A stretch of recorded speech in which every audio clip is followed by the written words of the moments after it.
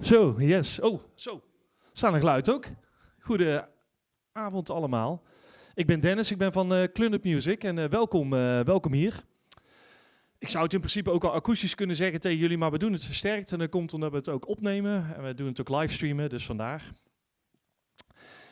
We zijn voor Yamaha een premium center voor de gitaren. En superleuk, we verkopen dus ook veel Revstar. Ja, en er is natuurlijk een super vet signature model. En we zijn ontzettend blij dat hij hier vanavond is bij ons. Veel plezier en ja, ik hou het kort. Dames en heren, hier is hij. Chris Bak, yes!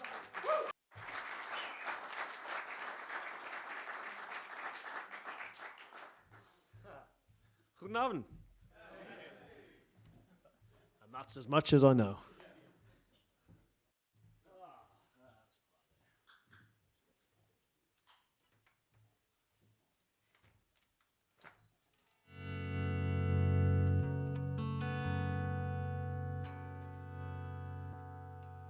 I'm wondering why I can't find a reason why you're searching for this feeling that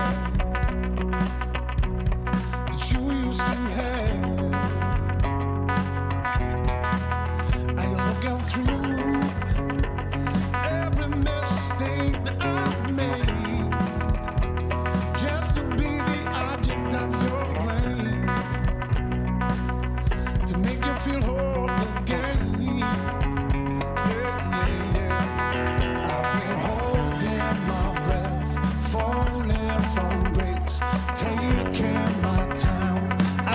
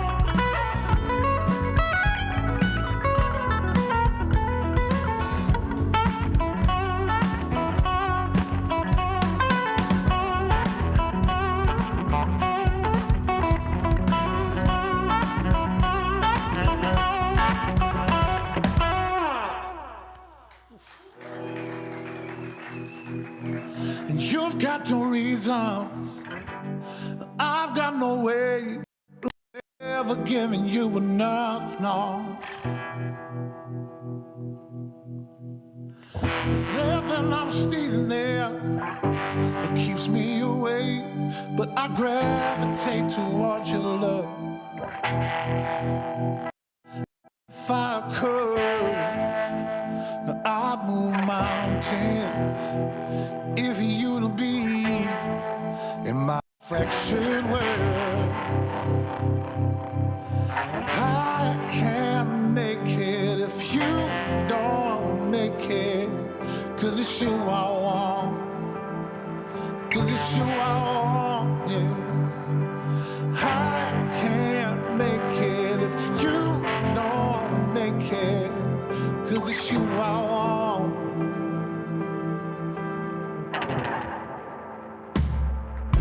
It's finding a reason and making it right to define the rhythm of your love. Your vision I needed, oh, now I'm making you mine. But you won't want me if I'm not enough, no. Can you wait? It's everything I ever wanted. Is it too late? Are you letting me go? I can't make it if you don't make it, 'cause it's you I want, 'cause it's you I want. I can't make it if you don't make it, 'cause it's you I want.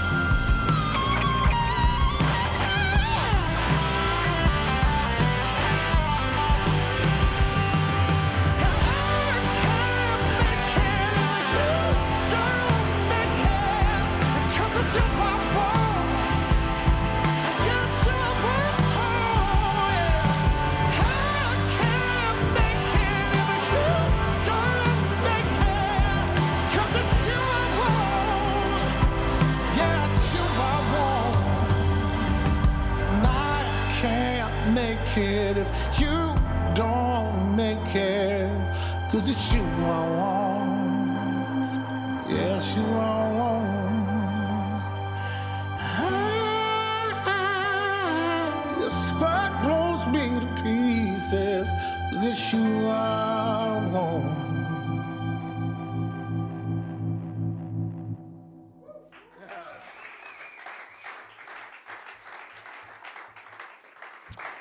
Thank you very much. How are we doing? It's my favourite thing in the world, is a room full of guitar players, all sat there with their arms folded. Go on, play something impressive. I'm still learning the fifth note of the pentatonic scale, so I'm not your guy if you want your brains blown to pieces, but thank you very much for coming. It always makes me laugh playing that track at clinics, because that's a track off Cardinal Black's kind of latest record. It's not really a new record anymore, but when we were recording that track, that was a track that I'd written, and it was a phone demo for a very long time. It was quite strummy, quite kind of...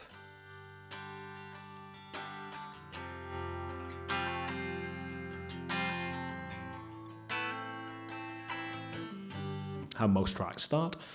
And we get into the studio, and it very quickly kind of takes on this life of being this big kind of fuzzy, Gary Clark Jr.-esque kind of like... with absolutely apropos of nothing, a big old guitar solo. And we're working on it in the studio, and I thought, right, if it's big, it's fuzzy, it needs Black Sabbath-esque kind of big fuzzy chords in the chorus.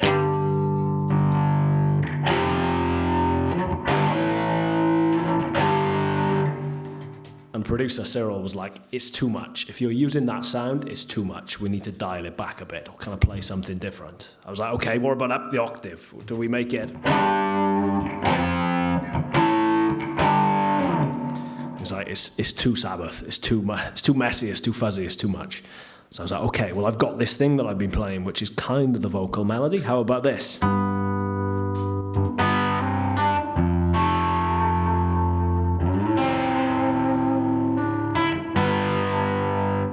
He's like, yeah, it's cool, but it is the vocal melody. You're getting in Tom's way.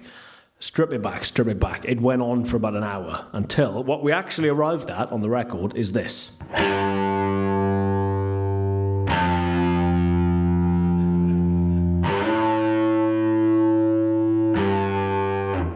Which in the context of the recording sounds great. What I didn't factor in at that point is at some point then I'm going to have to get up at clinics in front of a room full of guitar players and essentially play Smoke on the Water and try and impress them.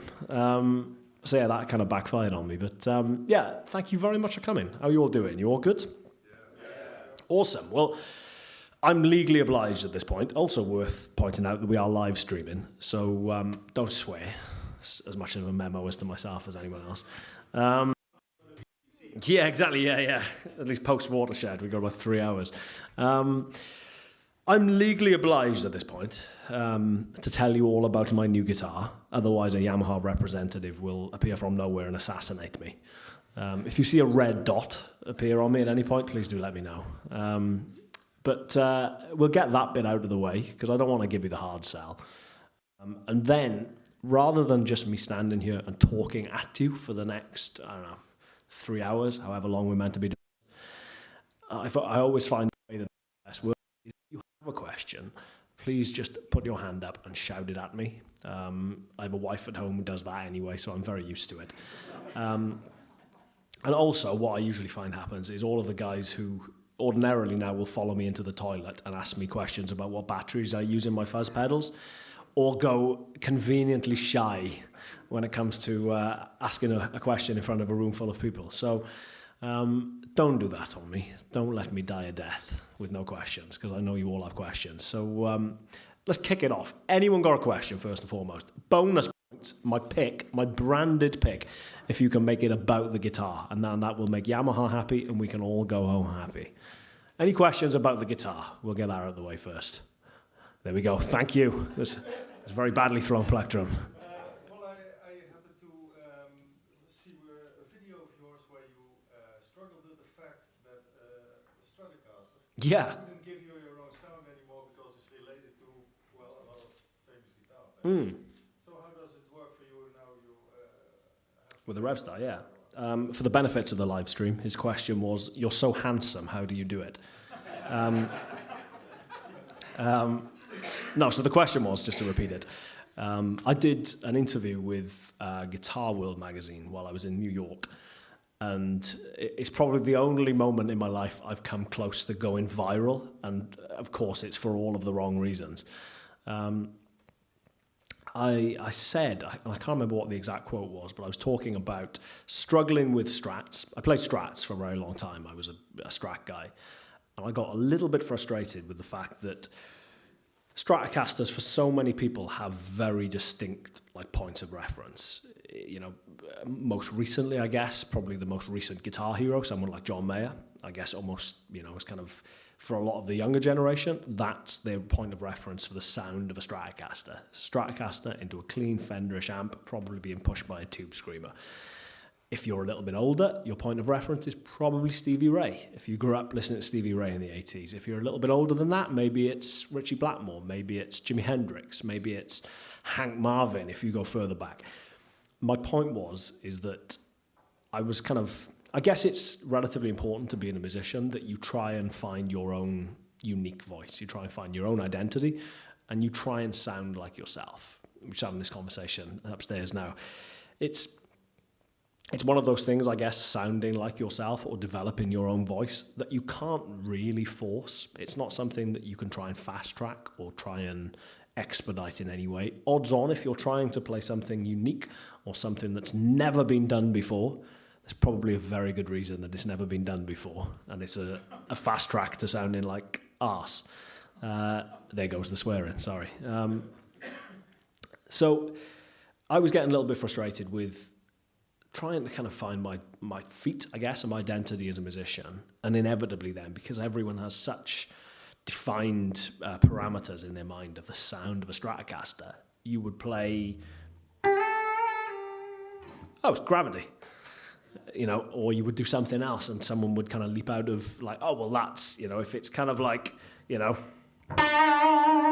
it's Hendrix. There's all of these very, kind of predetermined points of reference with a Stratocaster. And I was feeling that through lack of talent, undoubtedly on my own part, at every juncture I was getting to, I would be met with, "Oh, you sound like this guy." That's who I immediately compare you to, which is very sweet, and it's a compliment, I guess, first and foremost, that people, kind of hear you do something and equate that to one of their heroes, whether it's Gilmour, whether it's Clapton, whether it's John Mayer, Stevie Ray, whoever.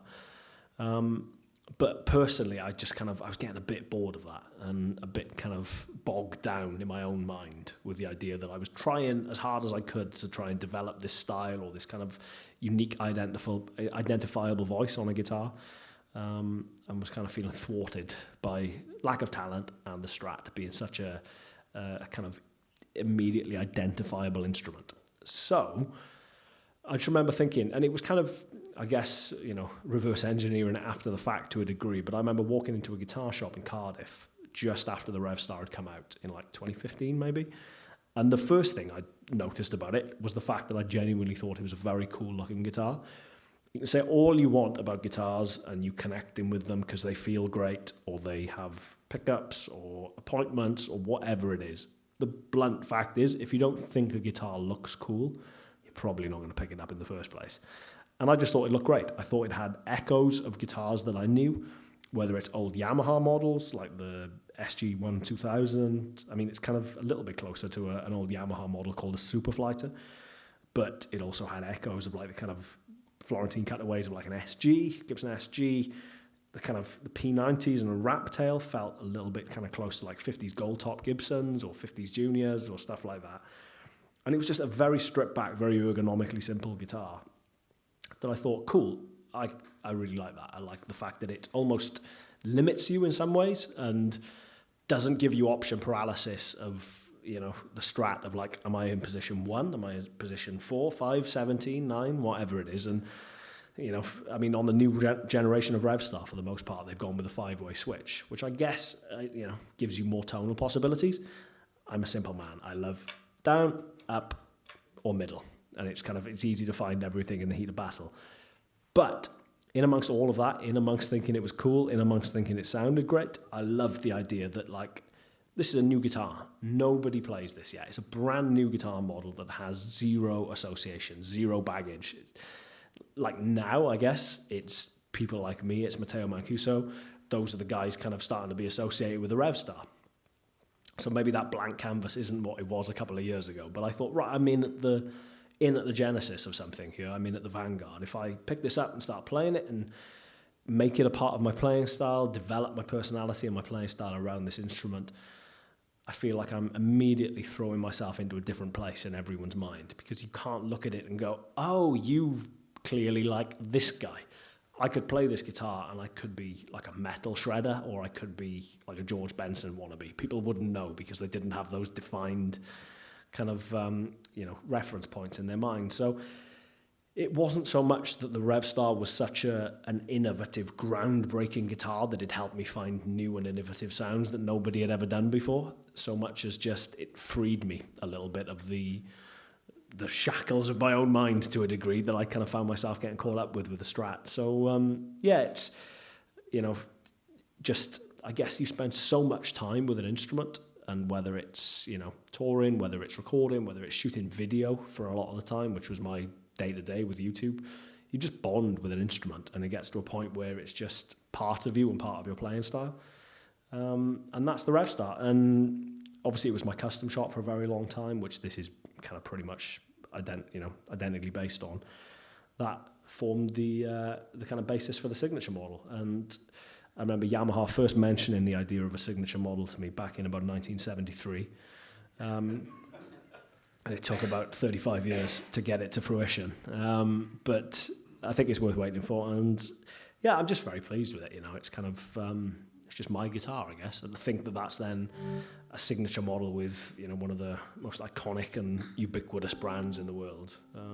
It's quite cool. So thank you, Yamaha, for trusting me not to balls it all up and say the wrong thing and get cancelled, which may happen yet, I don't know. But let me quickly talk you through the sounds, and then that's the guitar spiel out of the way. So probably the thing that we put the most effort into out of all the guitar was the pickups. I'm a huge P90 fan and like a proper P90 nerd. It's one of the simultaneous downsides and good things, I guess, of doing YouTube for so long, is that people were very keen to get their guitar into my hands for me to showcase it on YouTube. So suddenly I go from being, only ever dreaming of seeing these like 50s golden era Strats, Tellys, Gibsons, Les Pauls, 335s, SGs, whatever it is, to people falling over themselves, going, play my 50s gold top, which is a very cool position to be in. It also spoils you absolutely rotten in the sense that you think, okay, I've then got to find something that can replicate that. And such an identifiable part of the sound of those old P90s is they sound almost like faux acoustic. If you roll the volume back, you get this like snap.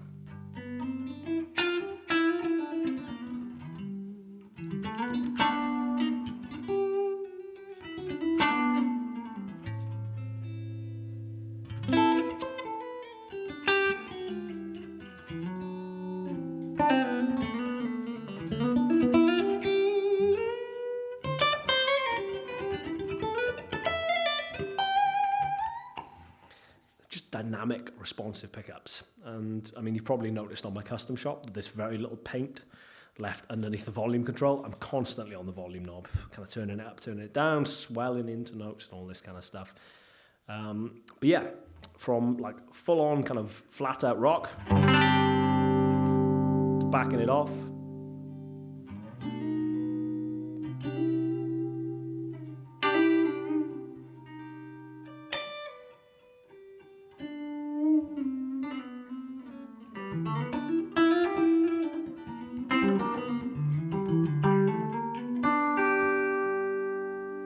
Middle position was like the non-negotiable in terms of if we can't get the middle position right, I'm not interested.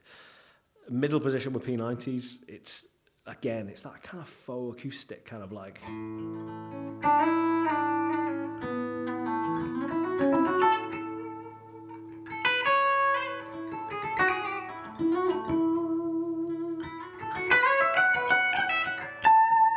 It's like a high fidelity kind of like 3D crystalline top end kind of thing going on that I just love.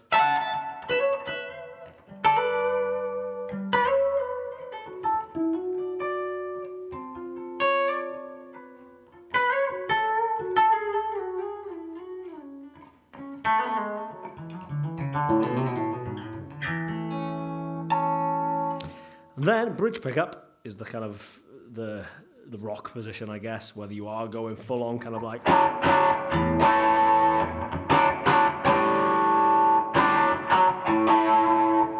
or whether you're backing it off.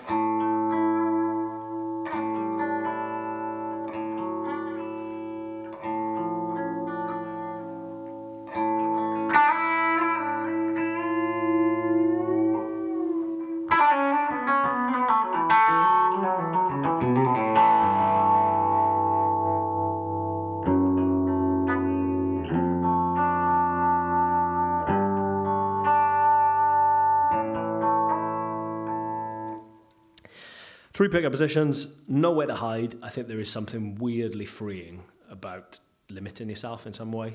Like I said, it's a master volume, master tone.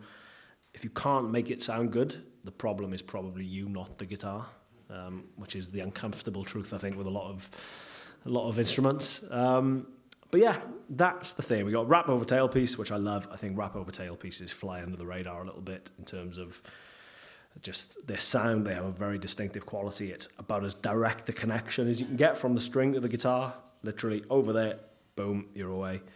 Nice fancy inlays, tuning pegs, 6 strings. There we go. That's the product spiel out of the way. It says Yamaha on the top, and it has my signature on the back of the headstock in case I forget my own name.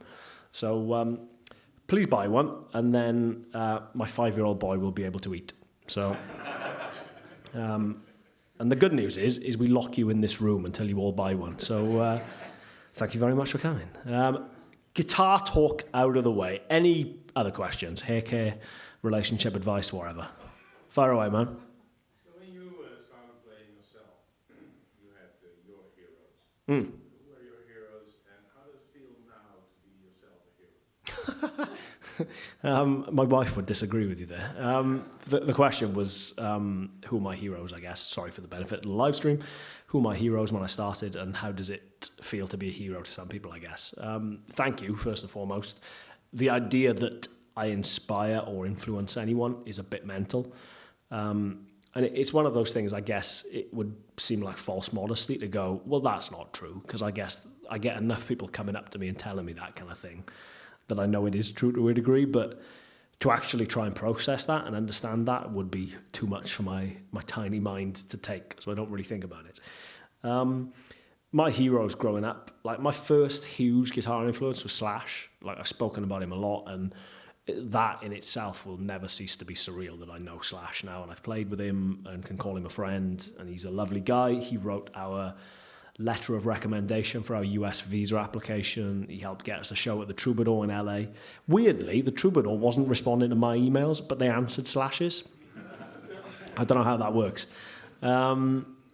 He's such a lovely guy, and he's obviously an absolutely phenomenal guitar player, who I think, if this is humanly possible, it's a weird paradox, I think still flies under the radar a little bit in terms of, or goes underappreciated to some degree. I think when you're as like instantly as iconic as Slash, I guess there's few people on the planet whose silhouette is as famous as Slash is. You know, you could shine a torch against him and look at the kind of the silhouette on the wall, you do know who it was. I think their musical ability kind of can fly under the radar a little bit as a consequence. It's just an incredibly musical guitar player, and innovative as well. So Slash was a huge hero of mine growing up, and is probably the only guitar player who I didn't just want to sound like Slash, I wanted to understand where Slash's musical decisions were coming from. So I would pore over Guns N' Roses like bootlegs and DVDs and all these like weird, esoteric, never seen before kind of TV casts from Santiago, Chile in 1992, and watch these like unreleased bootlegs and just try and understand like where's he coming from? Why has he gone major in that bit of the solo and then he goes back to minor? All of these like little kind of idiosyncratic decisions. He's the only guy I've ever watched and been trying to get into his head in essence. And then I told him that, and it weirded him out, unsurprisingly. So Slash was a huge influence. Outside of that, the usual suspects, guitar-wise, it was Clapton, it was Stevie Ray, it was Rory Gallagher. Rory Gallagher, again, kind of underappreciated. Richie Blackmore, I think, again, I spoke about this in an interview recently, and I was kind of choosing my words carefully. Richie Blackmore, I think, somewhat by his own doing, doesn't necessarily get the love that he kind of deserves. And I think such an innovative, immediately identifiable guitar player. You know, you stick Machine Head or In Rock, any of those kind of 70s, you know, prime Deep Purple records on, and he sounds like no one else before him and no one else after him. He's such a great guitar player. But I understand he's not the most universally liked of people, so maybe it's not the coolest to reference him anymore. But a lot of the usual suspects, guitar-wise, I guess where I took a slightly kind of divergent path then is like the stuff that my mother was listening to a lot of the time, which was like my dad was full-on Beatles, Stones, Springsteen, Bob Dylan, guitar-orientated rock music, I guess. My mother was much more kind of like Simon & Garfunkel, Bryan Adams, ABBA, Phil Collins, a lot of Motown stuff, a lot of Stax stuff, a lot of kind of like classic like pop music. So I would listen to all of that stuff when I was in the car with her. So I've always had a like fascination and obsession with like pop songs, 3.5 minute pop songs and strong melodies, and trying to write, you know, catchy, memorable songs. Which I think for a lot of people is why when Cardinal Black launched, people were kind of expecting it to be gratuitous wall-to-wall guitar solos, and it's not that really. It's kind of song-based stuff, which happens to have guitar in it. So I think I disappointed a couple of people that knew me from my YouTube channel there, but for me it's always been about song first, and if you can shoehorn a guitar solo into it, more power to it, but don't make that the raison d'etre of the song. But because of my mother's influence with all of the soul stuff, there was a lot of like Otis Redding, Sam Cooke. I remember my grandfather playing me like Frank Sinatra and Ella Fitzgerald and Nat King Cole. And my grandfather wasn't musical in the slightest, but him trying to sit me down as like a kid and saying, listen to Frank Sinatra's phrasing. I was like, what's phrasing? He was like, it's the way that he sings the words. And I must have been like 8 or 9. And I couldn't understand that. I thought either you sing the right words and the right tune, or you don't. It's like binary, you know, A or B, that's your options. And he's going, no, listen to how he kind of, you know, will delay his phrasing and then kind of like almost speed up the next line to kind of compensate for it. All of this pushing and pulling and like beautifully fluid approach to phrasing. And then I started studying that. So it was a lot of listening to like Sam Cooke and analysing Sam Cooke's vibrato, who's got the most effortless, beautiful voice in the world. It's like, you know, sort of chocolate to listen to. Listening to his vibrato. And guitar players, we are the worst people in the world for landing on a note and just running out of ideas and just wiggling away for the sake of it. We'll go...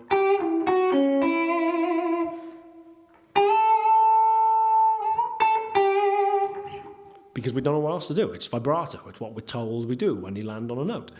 There is something so cool and effortless and human about going...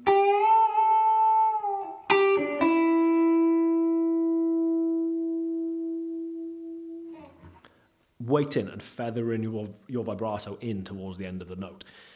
If you think of what vibrato is what happens to your voice as you're essentially running out of air. You get that fluctuation of kind of pitch and texture and timbre as you try and maintain the note beyond what your lungs are necessarily capable of.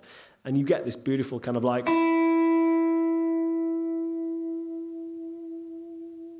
where two things will happen. It will increase in speed. It'll start off as like... and it will increase intensity as well. So you get...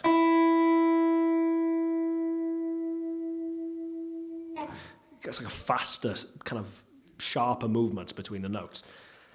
Trying to incorporate that into my guitar playing, I guess, is where I took a little bit of a different path to a lot of guitar players, and trying to copy melodies. Like the example that I always use, given we've spoken a lot about him already, is something like Sweet Child of Mine. It's a melody that everyone knows, and if you play it as he would write it on sheet music, you get this.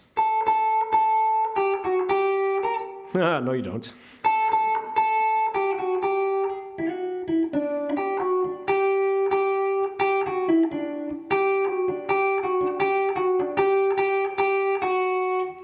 That's the melody of the song. Doesn't sound anything like that when Axel sings it. You get this.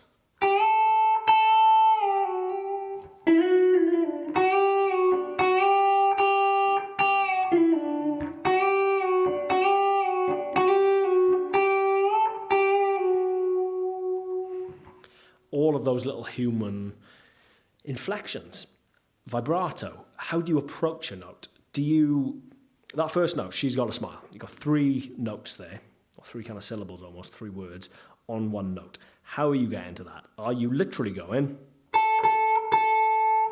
or are you going, are you sliding in from a tone below? Are you sliding in from a half step below? Are you sliding in from a tone and a half below?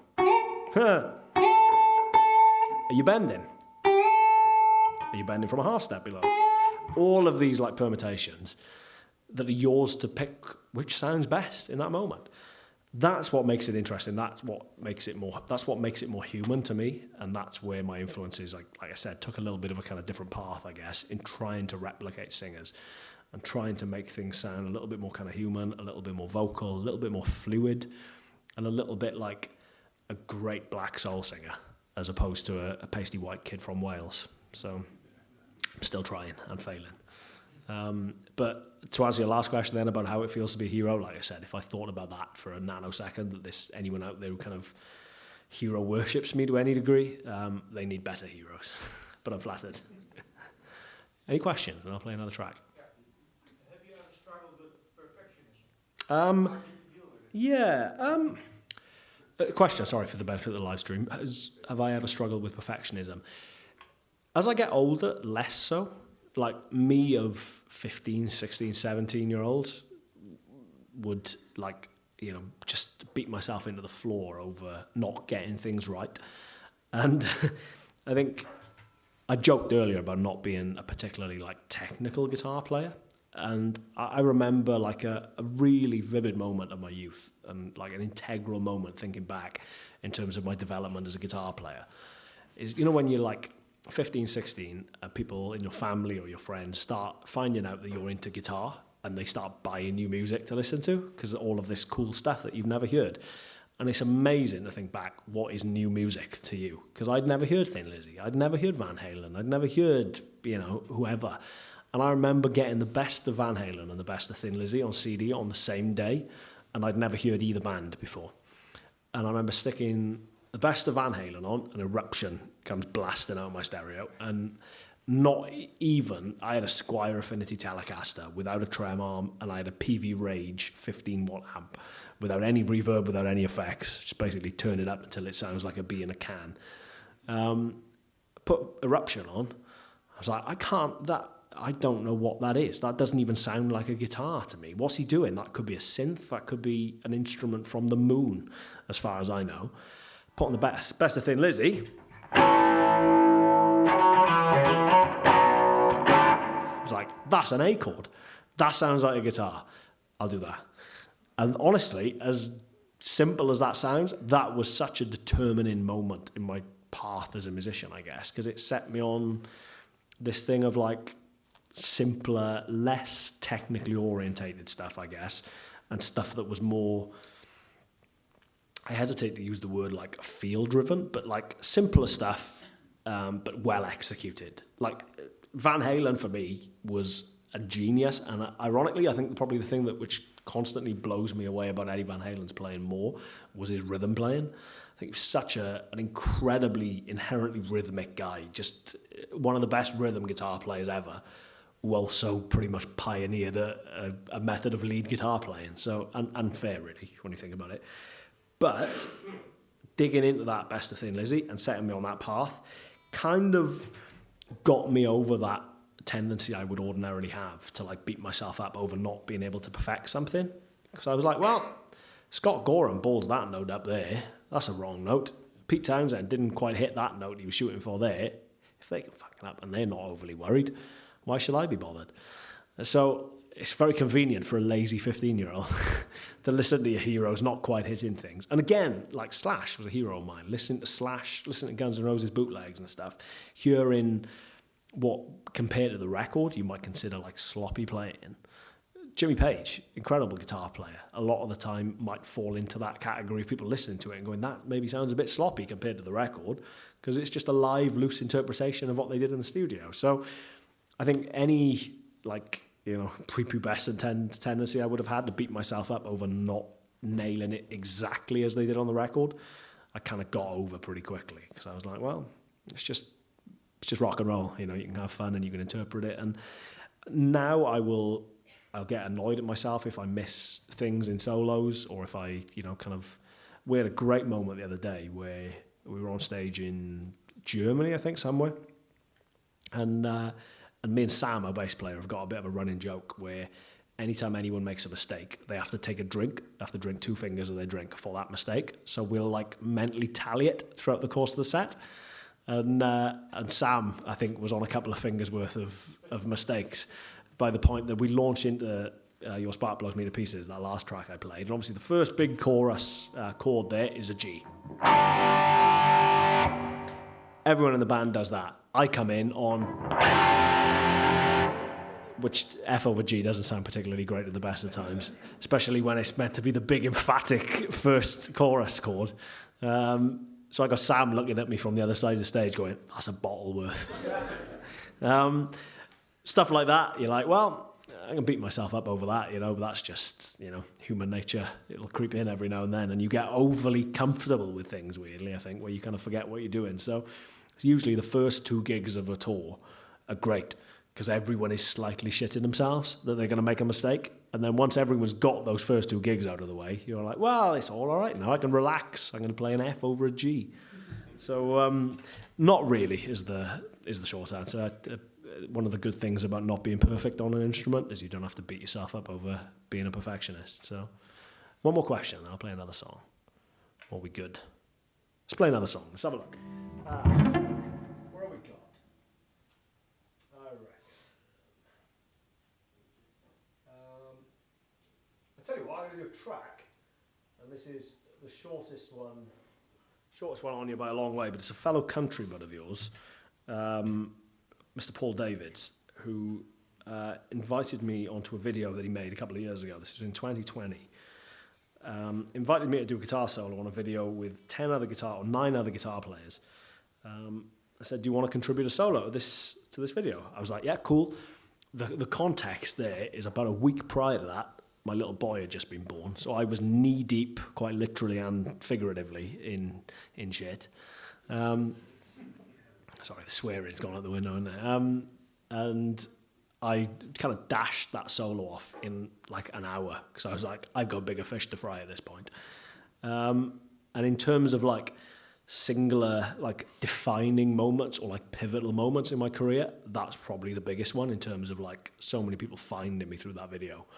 So like I said, I wish I paid more attention to it. But then, ironically, if I had done that, it probably wouldn't have turned out like it did. So let's play that, and then that can segue neatly into talking about YouTube. Which I love and hate in equal measure.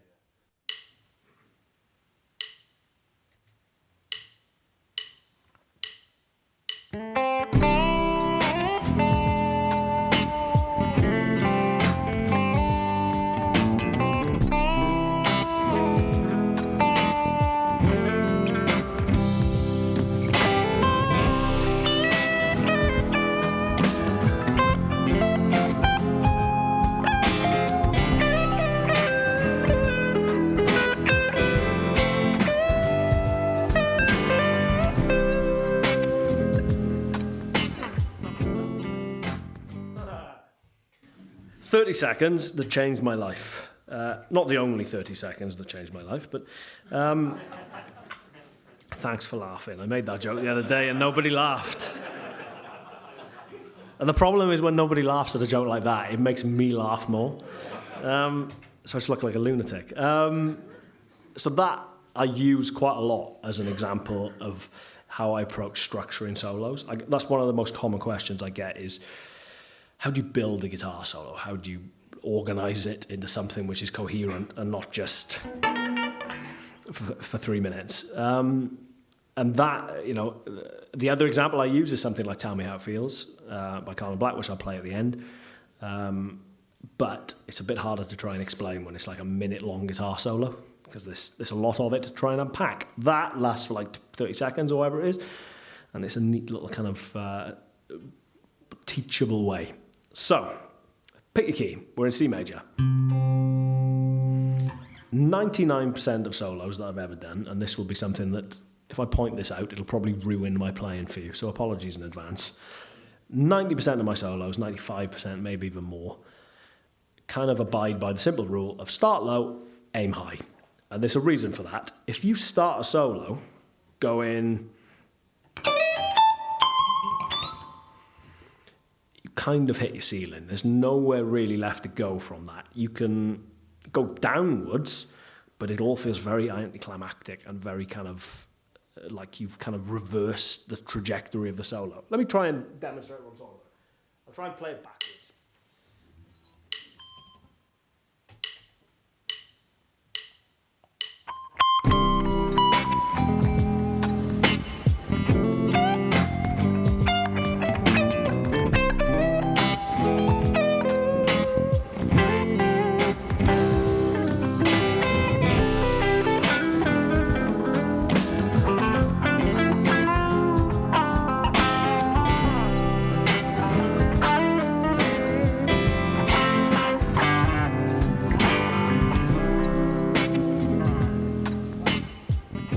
Nothing technically wrong with that, but for me that all felt like I was falling off a cliff as opposed to climbing the cliff, I guess, to reverse the analogy. And you want your solos, you want anything you do on the guitar to feel like it's telling a story and building a narrative to some degree. So if I start low,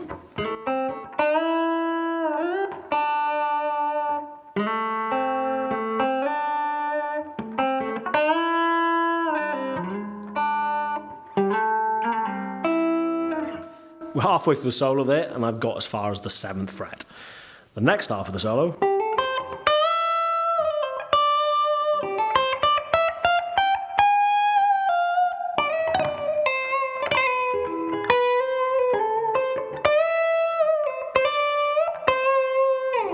I'm ending on my 13th fret, I've started on my 1st fret, so I've covered a span of 12 frets there. But because I've gone from low to high, it feels like I've told a complete story. It feels like it had a defined start, middle, and an end, and not just a random succession of notes which were just tied together by the key that you happen to be in. Play any other solo like that. I'll tell you what, let me show you this one as well. It's a track called I'm Ready, Cardinal Black. This seems to get covered a lot as well.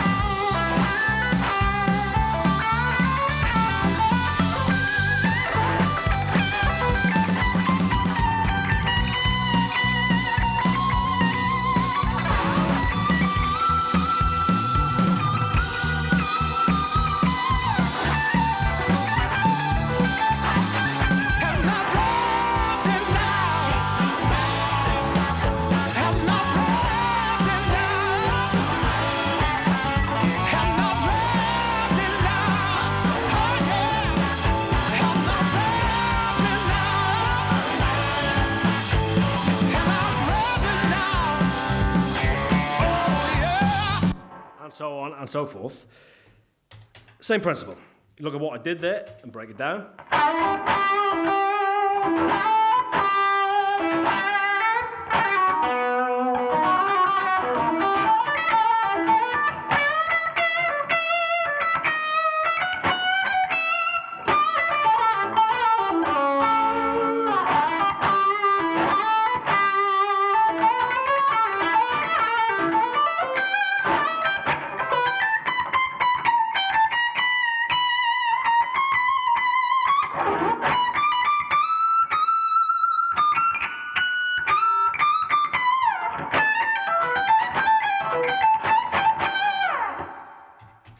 Bill went low to high. It takes the listener on a bit of a journey that you feel like you're dragging them along with you. It's just more exciting. If you think of how anything in life works, if you're reading a book, if you're doing whatever it happens to be, you want it to kind of start slow and build to that kind of climactic point. And that's what I'm trying to do with my guitar solos. To go back to the Paul Davids one, low, high, there's another little kind of neat mechanism I use a lot is repetition. And the reason being, again, guitar players can be very guilty of this idea of, well, I've used that idea, I've played that, I can't possibly play that again. Milk it. Odds on, there is far more meat on the bones of the idea that you've just had and just played than you actually gave yourself credit for, you actually realised. Take this little lick.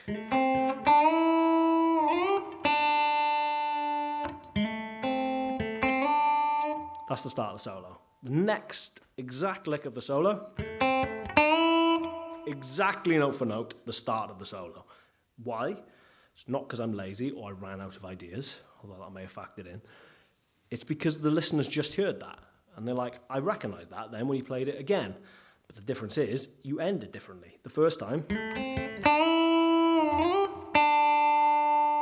you got that lick. Next part. It ends differently. Every one of my solos, again, I'm going to ruin my guitar playing for you here. Low to high, and the other thing, A, B, A, B, A, B, tick tock, question, answer, question, answer. Ask a question, find a way of answering it. Question. Answer. Question. I mean, if any chord on earth sounds like an actual question, it's that chord.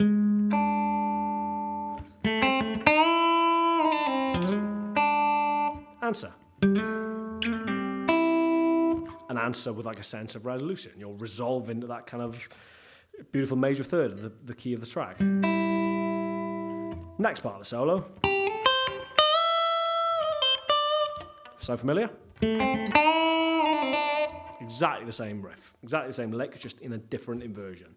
The reason I did it in a different inversion then, as opposed to doing it in the same version, is that's the halfway point of the solo. I want to take the listener somewhere else. So I play the same lick.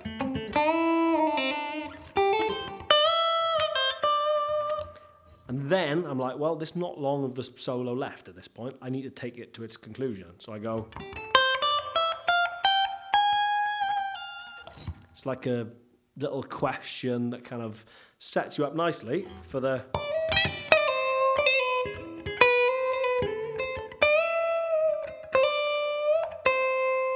If anything feels like an answer to the question, ending back on the root note of the key of the song. Everything that I do, question, answer, ask a question, find a way of musically answering that question. And like I said, don't be too quick to throw away ideas because you think that you've done it already. Do it again, lead into it. Warm Love, Cardinal Black track. Start that solo. What is it?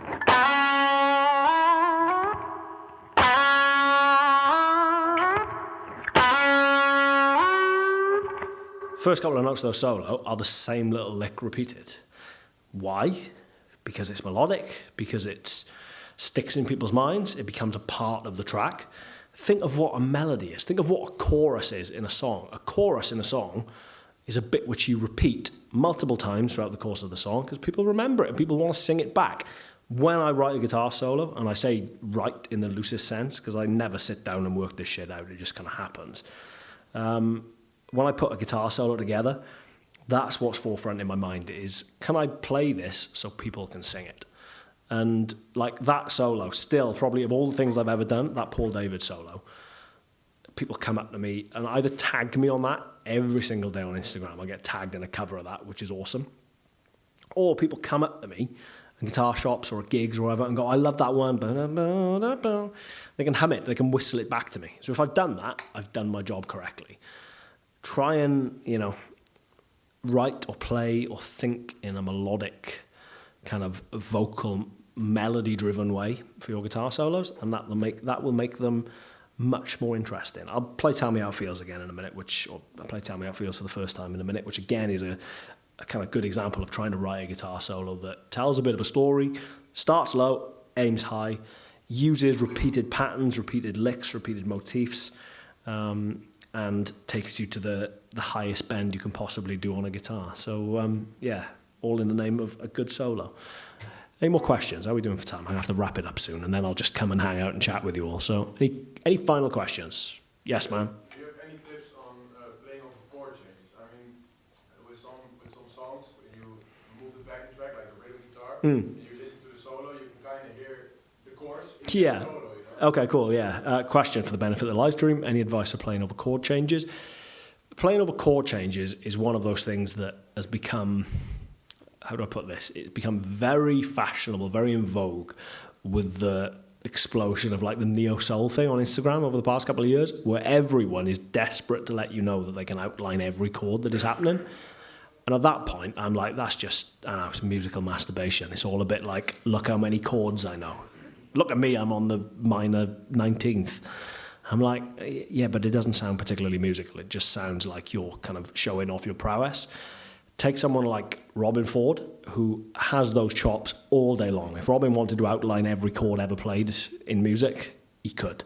He doesn't do it because his focus is on playing melodically and playing rhythmically and playing like fluidly and vocally.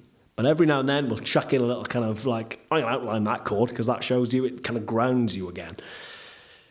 So that's my bit of advice, is don't get carried away with the idea of outlining chords. I mean, take that solo in I'm Ready then, for example. So its first chord is G major. That's a good example, because that's a weird chord progression, or a little bit of kind of unusual, kind of soul-y, bluesy chord progression. You've got G major.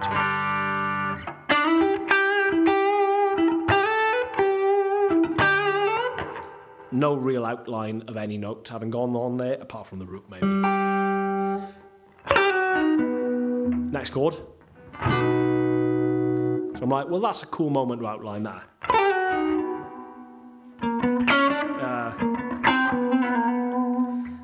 Nice little kind of like Django Reinhardt Gypsy Jazz kind of way of like letting you know which chord you're over there. But that's kind of it for the next part of the solo. So.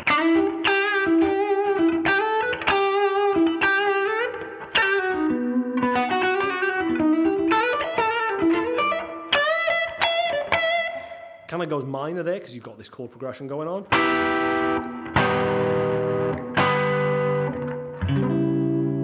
But all of that next part of the solo is I lean into that E flat.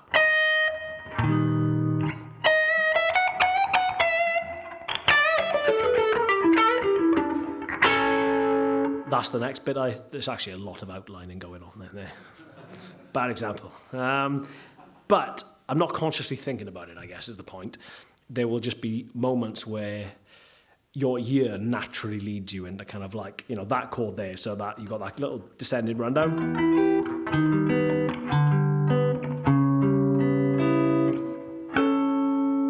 Felt like that's a nice way to kind of resolve that thing. But if everything you do is kind of following chord changes around, it all sounds very formulaic and very kind of contrived. Like I said, someone like Robin Ford is about as good as an example as you can get of someone who obviously has the chops to do that all day long, but it doesn't want to beat you around the head with it. It's just thrown in for good measure every now and then.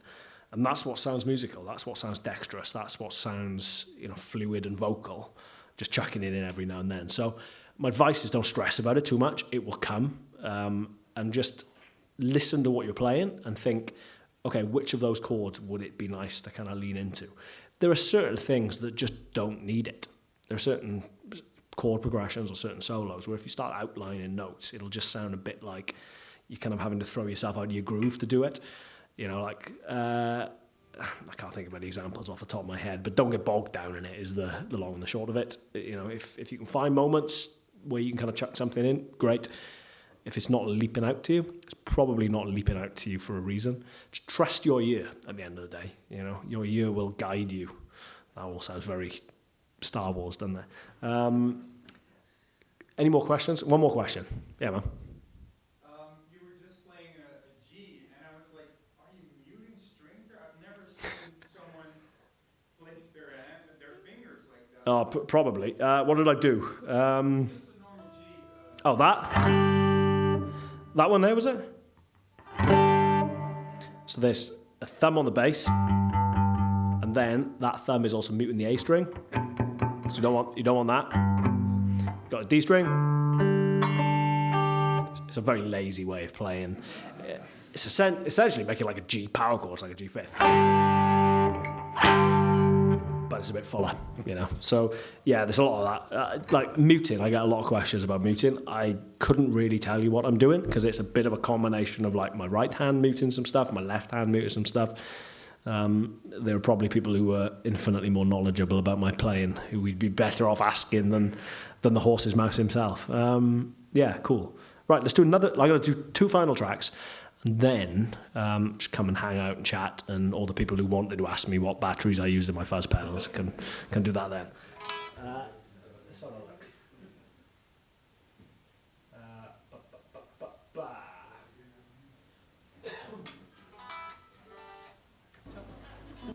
You have to forgive this. It always makes me laugh that the only backing tracks I have for some of these songs are from a live record where we've removed the guitar from it.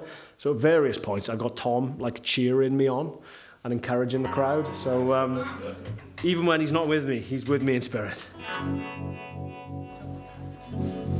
And the solid doors and dance on floor was painted walls that held all our thorns. Welcome home, sweet solitude. Yeah, yeah. Gotta stay on your feet. You might be needed again.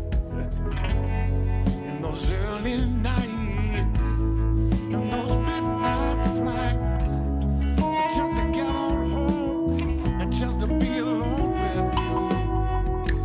There's not much change between comfort and control. Can anybody help me? Because there's nothing like this sound of silence. And I need your warm love. Oh, your warm love. I got to have your love. Yeah, and that's killing me deep down inside. I need your warm love that I can't hide. And you're moving on. Yeah, we're moving on. And that new job you've got that you don't like that much. And never held you back from living your life. Can anybody help me? 'Cause there's nothing like this sound. Can anybody stop this loneliness? The bright lights keep calling me away. Yes, they do. And I need your warm love. Oh, your love. I got to have your love. Yeah, and that's killing me deep down inside. I need your warm love that I cannot hide. It's killing me.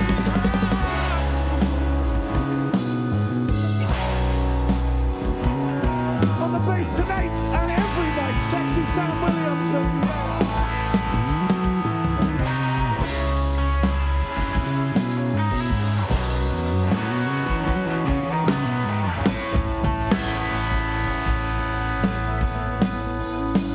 And I need your warm love.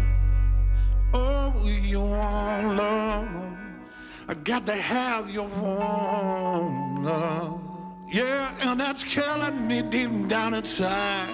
I need your warm love that I cannot hide. Yeah, yeah, yeah. And it's killing me inside.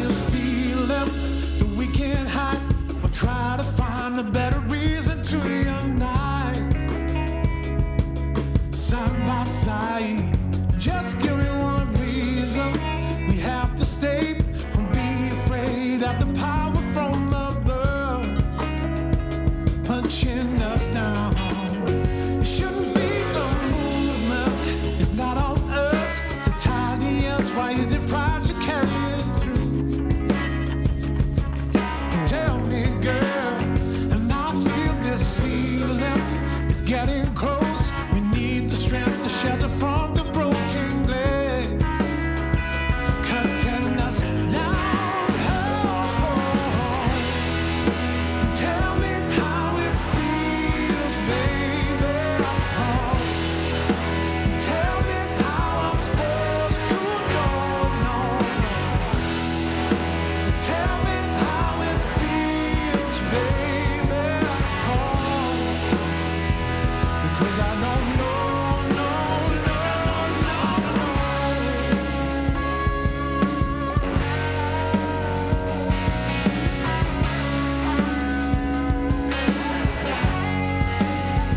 We need the freedom to find the time and to devise a better system for ourselves. To get on top and stop this bleeding, hoping and needing. Stop pushing back, yeah. Tell me how it feels, baby. Tell me how I'm supposed to know. Tell me how it feels, baby. Oh, because I don't know.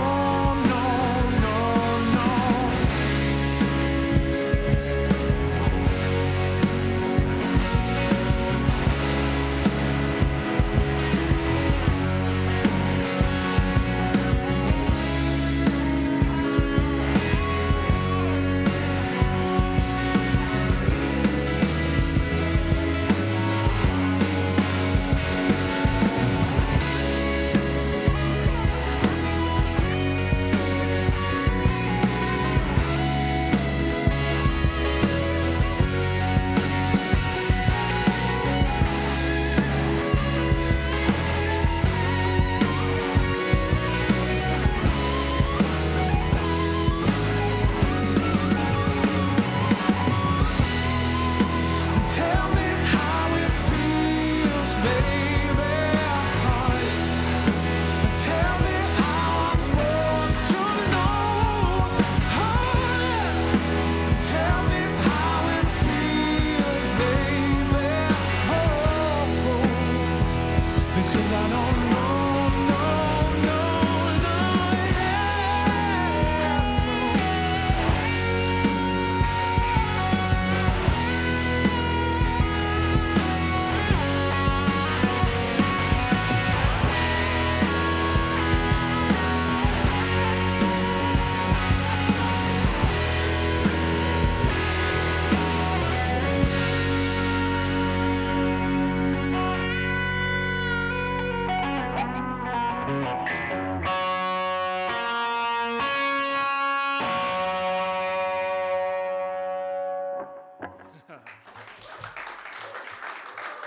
Thank you very much, guys. Dames en heren, maak een hartelijk applaus. Dit is Chris Buck. Ja! En ook mensen op de livestream, dankjewel voor het kijken. En tot de volgende keer bij Klundert Music. Doei!